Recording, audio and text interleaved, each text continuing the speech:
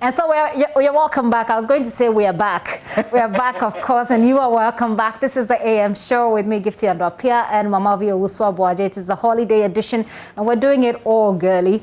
I'm sure that it's excited you. And you know, when women are in charge, things flow smoothly, things are better, you know. Lives are better. Are you campaigning for something? No, I am not. But I want all the women out there at home today to feel that we're representing you. You are well represented. In fact, we outnumber the men in the country. So, you know, we're in a good place. Mama V, are you uncomfortable? No, I'm not. I will vote for you anytime, any day. Oh, I know. One day. Just go for it. Or maybe I'll be president of China, not Ghana. Oh. It's too difficult to rule this country. Okay, so talking about bailiffs and, you know, who have been, the bailiff who said he was beaten by people he describes as Mr. Ameu's men. We've been trying to reach Mr. Ameu to get his own, side of the story. We've not been successful. He's not responded to our calls. But let's go on Facebook and find out what some of you have been saying about this particular story. So the story we put there, a bailiff dispatched to serve an injunction notice on Energy Minister John Peter Ameu is alleging that he's been assaulted. According to him, he was assaulted by men whom he claims embattled Hohoi MP, who he claims are the embattled Hohoi MP elects boys. Okay. So let's take a look at what some of you have been saying. I'm starting with Bukari Yusuf. He says, we have been warned that they are taking back control of their country. So any law or that of constitution isn't part of the law. My countrymen and women, be citizens and not spectators. To add here, be extra, and extremely vigilant. Eric Edu Jemfi says, crafty way of reporting. He is alleging journalism under attack. If it had been the other side, the reporting would have been that NDC beat a bailiff or Mohammed's men beat court bailiff. Why are we doing this to ourselves? Well, that will certainly not happen on JoyNews. We report it as it happens, and we are professionals at doing our job. But thank you for your comment. Emos Owusu says, no amount of Ameu's threats will make him an MP in this flawed election. He should better behave. Certainly, we know where to, challenge the result of elections, and that's where we've pointed everybody, the NDC, the MPP, whoever has those concerns. Common sense economist says, assault of bailiff doing just his job. The tyrant to be surprised of the Supreme Court outcome. Okay, I'm not really sure what that means. Let me move to Alex Atatichinsia. He says, those showing others to go to court, now evading service, unbelievable. This is shameful and backward, even for a person seeking a seater position to behave this way. Seater position? Or you mean that seeking a seat? You said it's, okay. He says, this is shameful and backward. True. Yeah, if it is true, I think we'll stick to that one. The state must be interested in bringing the perpetrators to book to earn the respect in the eyes of the international community. And Mamavi, on the back of that particular point that this texter or this person makes, I like to say that one of the most revered institutions in this country is the judiciary. Now, the last thing we want to do is spite our judiciary. The last thing we want to do is walk all over our judiciary in the name of politics. That would be a very dangerous place for us to be. It might be somebody today, but it could be you tomorrow. And so we are all at risk if we don't handle this issue. I mean, yeah, if someone is coming to serve notice and the person gets beaten and nothing is done, nothing is said. That's an attack on the courts. Yeah, nothing is done, nothing is... That's the last place, really. Exactly. Because, see, as NDC is disputing the outcome of the results, everybody says go to court. And so if we're doing that to the courts... Yes. Yeah. Is that the same court you want to now return to and ask them to adjudicate on a matter that everybody else ought to take seriously? Absolutely. We need to protect our institution. And so on the back of that point, I just wanted to add a bit of that. Francis Tosu says, Ameu will have his day in court, and this hatred will be a thing of the past. The tougher one's enemies, the higher one flies. The battle remains the Lord's. Let me take this final one. We can probably return to this to these comments later. This one, okay. So Musa Suleiman says, in Lolobi and others who didn't vote in the parliamentary Nana had a little over 2,000. Mahama had almost 1,100. 11,000. So you can imagine, these people must vote. So long as their votes in the presidential was added to that of Hohwe, whether you like it or yes. Mama, you smiled. I'm not getting the joke there. Did you get it? Maybe I did. So he's just using, I mean, it's not a necessarily a correct analogy, because you can win. We know that a candidate can win in the presidential, but the parliamentary candidate on that same ticket can lose.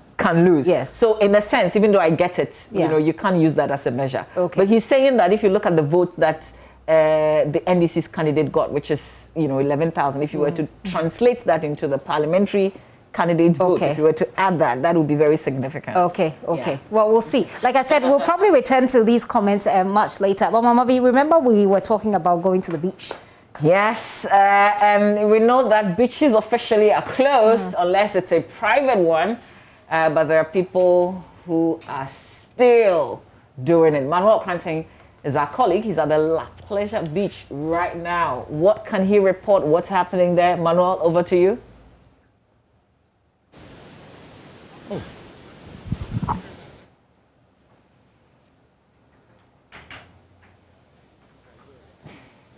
Yes, Mama V, if you can hear me. Well, this has been the signage here at the La Pleasure Beach Resort for at least the past 8 to 9 months.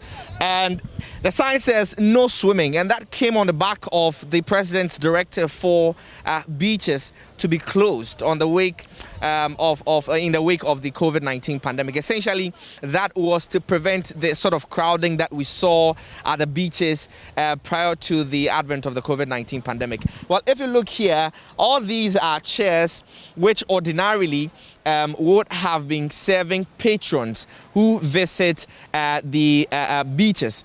But this has been empty, and the picture has been like this, for instance, almost 9 months now. But something is developing, and you've seen the president consistently re-echo and emphasize on the fact that the beaches need to be closed. I think just about 4 days ago, the Ghana Tourism Authority, the GTA, went about clamping down on facilities which were operating against the directive of the president. But I've been here for a while, and the engagement that I've been having with the managers of the La Pleasure Beach Resort is that really they cannot continue to shut down the place, because of course, having been non-functional and non-operational for over 9 months, there are sources of income, and if you like, their kitty is depleted, and they have to find a source of income. And that's why, even against the president's directive and the sort of enforcement that was sought to be done by the Ghana Tourism Authority, they have begun operating. And this, for instance, is evidence of what happened here last night. And so what debris of kebab sticks, of cups, plastic cups and bottles, and plastic plates, all of them showing you what last night was like here at the La Pleasure Beach Resort. So I'm going to try and speak to the managers here to find out why, first of all, they are in flagrant disregard of the president's directive for them to close, and whether or not they are not worried about the possible implications of their continuous operation even before the president and, as it were, his team of COVID-19 experts who advise him bring out a directive for them to resume operations. And so I'm going to just sit beside them and talk to them. Grateful that you could speak to us here on JoyNews. Good morning, sir. Fine morning, sir. Great. What's your name, sir? Michael Techi. Okay, so what do you do here? I'm a worker here. I assist the manager in doing the sanitation work here. Okay, so you are the sanitation manager? Yes, sir. Yes, sir. Right. How long have you, shut down? Over 10 months now. Okay.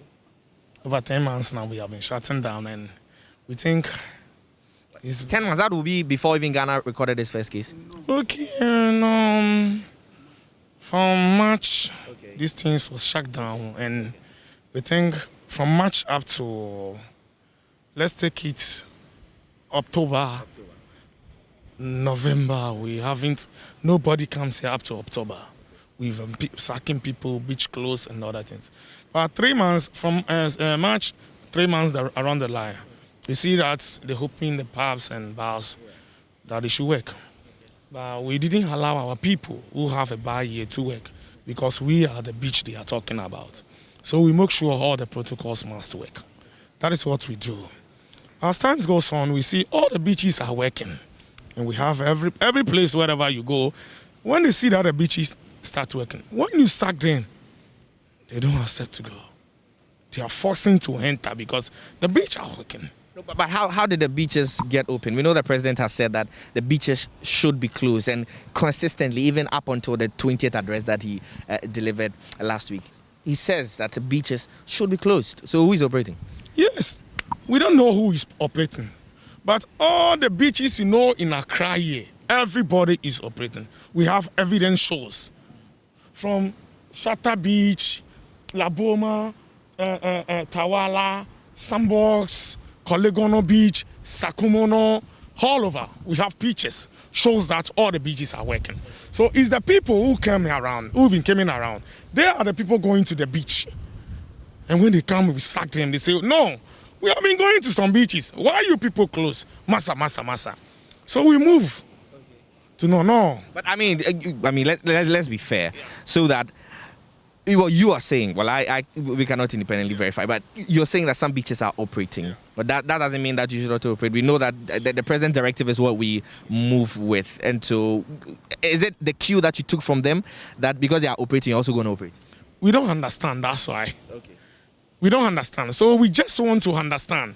So what we are doing this thing because of we don't understand the whole show is going on. So we need them to come closer so that they should tell us whatever we should understand better, so that what we've been told is that you're supposed to close the beaches because of the sort of crowding that we see at the beaches. I mean, the engagements really at the beaches, body to body, touches and physical interactions. That's almost like the main means of spread of the virus. And so they say, shut down up until we know it's safe enough. That's not a good enough a reason. It's too good. It's too good, but that's for sake of some reasons. We don't understand, because it's good if that's so. You can see rallies. You see, if that is what is going to bring the sickness to the people of Ghana, I don't think that's why we don't understand. We need them to come closer. We have been moving to them. They don't tell us something. I'll ask you about the interaction, the sort of engagement you've had with the authorities, for instance, the Ghana Tourism Authority, which you directly fall under. But let me speak to you, Michael. He says what the rallies and so on. The Minister of Information has told us that, or based on the assessment, the COVID-19 cases, are not really affected by the political activities that we had prior to the elections. That's a justification, no? Yeah, they can say that, but we believe it. I personally am believing that Ghanaians themselves are not believing in that COVID-19, because you can see the rallies, how people crowded, the walks that they went, even how they do their political things. Ghanaians themselves, they don't believe in COVID-19. Yes, that's why you can see people trooping in here to come to the beach. So now we are pleading with the government to just open the beach for us, because as we talk to the tourism authorities, they give us the protocols to follow. And we think with that, there's no problem with coming to the beach. So we are pleading. People have been coming. People have been coming since the COVID started in March, and we are sacking them. Okay. Yes, but it seems like because they are going to the other beaches, they are trying to come to here too. But here is a very big, it can take a very big capacity here, and if we allow that, the crowd will be here. Yeah. We know people likes the beach, Lapari Beach. Yes, so we didn't allow them in. At times the police are here to help us sacking them. But during the election period, the police were not here, and the people too are coming. And the work here is very huge. Yes, because I mean, you couldn't contain them. You actually allowed them. we did our best, and now after the elections, during the campaigns and the rallies, we can see that we the Ghanaians self, we don't believe in the COVID. So why not we allow them and make sure that they obey the protocols. So what you do now is allow them to come in and then enforce the protocols. Yes. When you say what protocols you enforce, for instance? We make sure without nose masks you don't enter. Okay. You can see that we have mounted the no swimming symbols here. Yes, that's the main thing we are doing it there. Okay, great. You want to add something? Yeah, they wash their hands, sanitation themselves. We have screen machines, and all the protocols we know. Maybe, to be honest to ourselves, when you come around, friend to friend, your friend cannot sit like this. Oh, let me sit here so that you sit here. They can do so. They can't do it. That will be the only thing. But I can tell you by sure, all the protocols. We know a couple of days ago, the GTA went around enforcing, closing down pubs, closing down, the beaches and so on. Were they here? Yeah, we heard. They only bring someone sticker here. But the reason is, they open all the spots.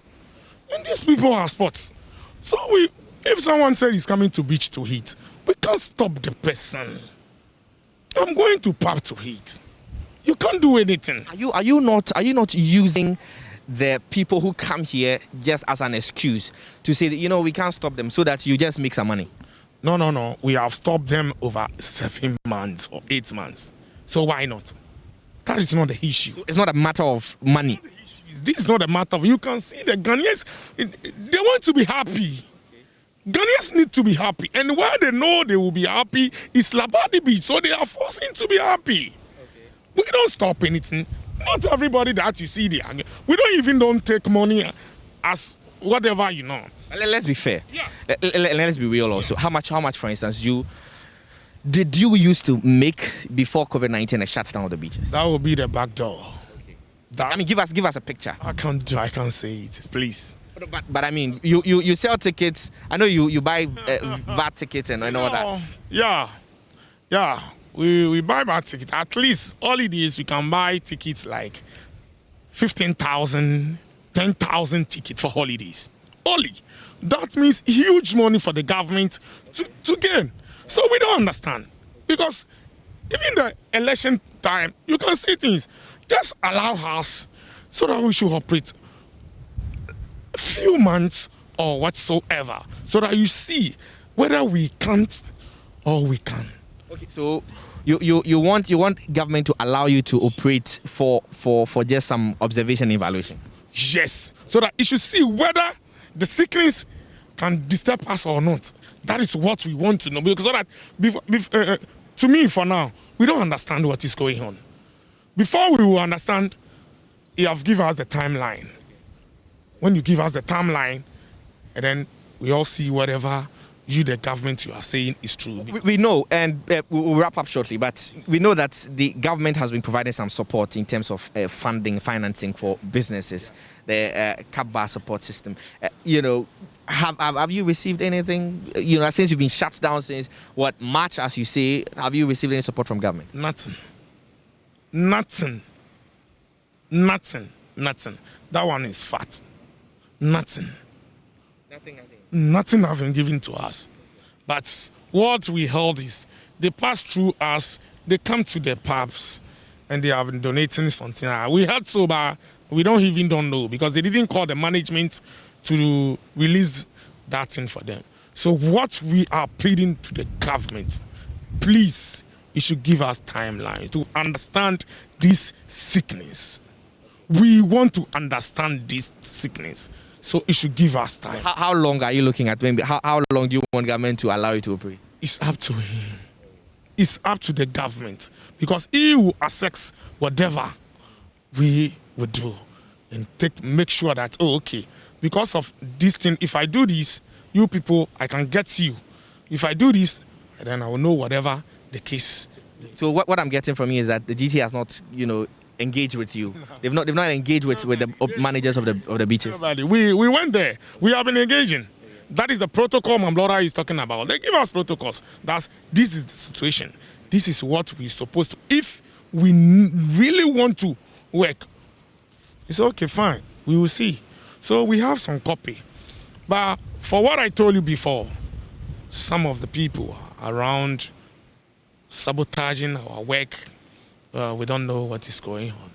So today is a holiday typically, and the place before COVID-19 would have been full by midday. Is this something you're expecting today? Yes. Not that we are expecting. The people of Ghana will come. This is their happiness place. Labadi Beach. Right. This is their happiness place. When you sack somebody, it will not go. He or she will not move. My brother, don't stop me coming to beach. Why are you stopping me to come to beach? I'm going to beach. Is that really the picture? People come here and force their way inside? Yes. At times, when we stop them at the gate, they even used to pay at the hotel and just pass there and force themselves inside the beach. I see. Yes. So if somebody forces him or herself to the beach, what do you do normally? At times, when they are inside the beach, you see them exercising themselves. Some people are quietly enjoying themselves with their friends. So Manuel Cranton roving for us from the La Pleasure Beach and talking to operators there. Of course, they're expressing displeasure. They're not in business, but they see others close to them who have been operating. Listen, here's a report from the Daily Graphic gift here, because we're talking about the fact that people still go to the beaches. Yep. So the Daily Graphic on Christmas Day got some pictures from the Sacramento Beach. Oh, wow. These are revelers doing their own thing on Christmas Day, even though beaches are supposed to be closed for fears of further spreading COVID-19. So the thing is, has it not been, or had it not been for the ban, you would see hundreds of people at this particular beach. Yeah. I mean, this is close to my church, so I pass by all the time. I didn't see this yesterday, but this was supposed to be 25th. So this was on Friday on Christmas Day. Wow. Yeah. Wow. I mean, people really can be bothered, can't they? Fun. Yeah. So, you know, the thing is that how is it being enforced? Because others are in business, some of them are not in business. You know, so you see these guys managing the La Pleasure Beach, talking about the fact that they've been closed for such a long time, even though there are activities happening elsewhere. The thing is that how many police officers will you need to stop these people from getting into the water? And do we have, you know, the numbers? I don't know how we'll be able to get through this, but maybe we can work it out. All right, this is still the AM show. We're going to take a very quick break. We still have the package from Maxwell Agbabat that we want to share with you. When we come back, we have some more.